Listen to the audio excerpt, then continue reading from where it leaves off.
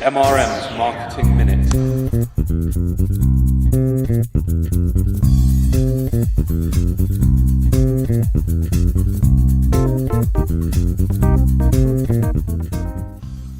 Hello and welcome to episode 4 of MRM's Marketing Minute.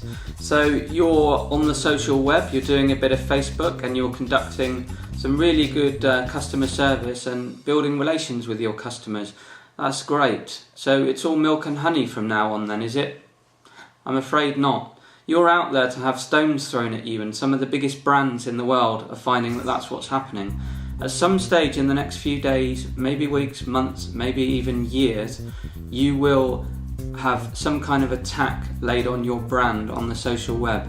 You can't stop it happening, but you can manage the crisis, and that's what we're here to talk about today.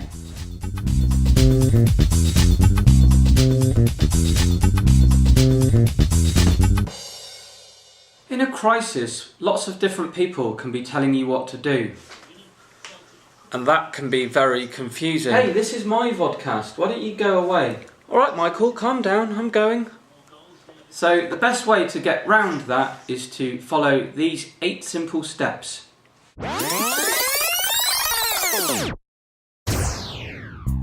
Rule 1.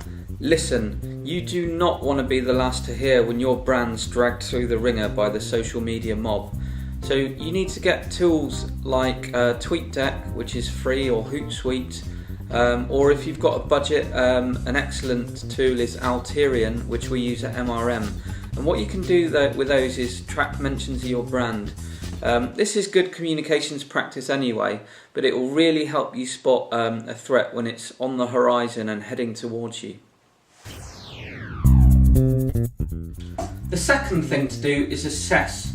So if you see something worrying, you need to weigh up the level of threat. And you're looking for 3 types of threat. The first one is rumours about your brand that are untrue or that disclose information that could be damaging to your brand.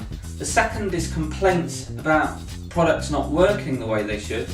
And the third is challenges from stakeholders who think that your organisation is doing something morally wrong. So if you think the comments fall into one of those and could damage you, then it's a case of assessing how influential the source of that threat is and how likely it is to spread. So if the answer is either that it's influential, or that it's likely to spread, or that it's both, then it's time to slip into crisis mode. The third rule is pretty simple. It's act decisively. You cannot afford to stick your head in the sand. That's because a social media crisis doesn't need your permission to rage on. So what you've got to do is get out there and acknowledge the comments, whatever the rights and the wrongs of them are, and that will show that you're listening and that you're trying to take hold of the situation. If you've got a corporate line and you're a company, then by all means get that out quickly. But the last thing that people want from you in a crisis is obfuscation and confusion. So get out there and be clear and acknowledge. Rule 4 is fish where the fish are, and Domino's Pizza could have done with knowing this when one of their employees picked his nose and made a video of him putting it into a pizza, which a customer then ate. Now you can imagine the kerfuffle this caused on YouTube. So what did Domino's do? Well, they put out a press release and linked to it from Facebook and Twitter. What they could have done was made a video of their own and tagged it with the same sort of keywords that the other video was tagged with, like nose picking Domino's, something like that. And they would have turned up in every search that the Rogue video turned up in, and the same people watching the Rogue video could have seen their response. So fish where the fish are.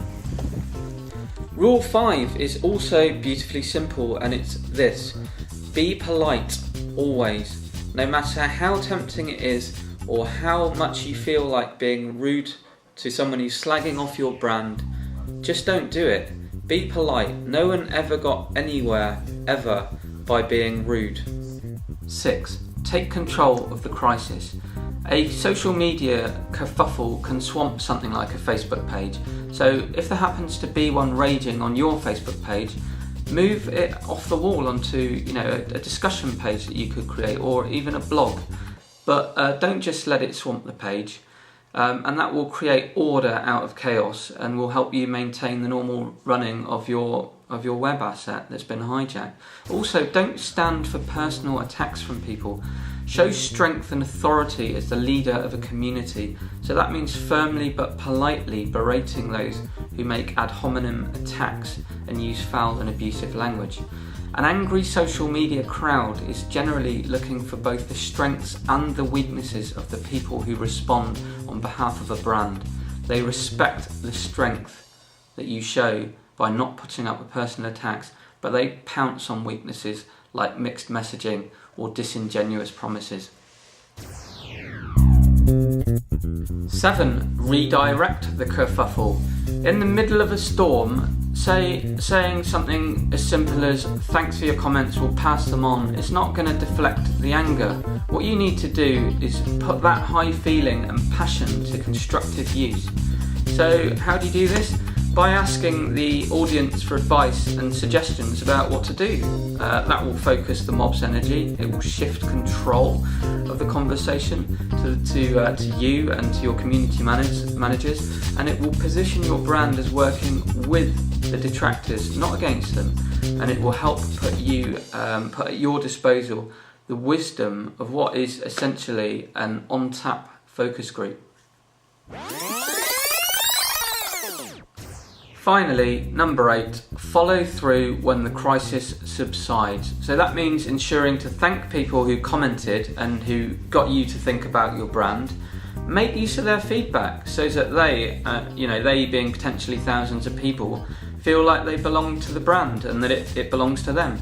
Communicate your thoughts about what happened and how it's made your brand better a month or 6 months or even a year later. The absolute key to all this is planning. Failing to plan is planning to fail.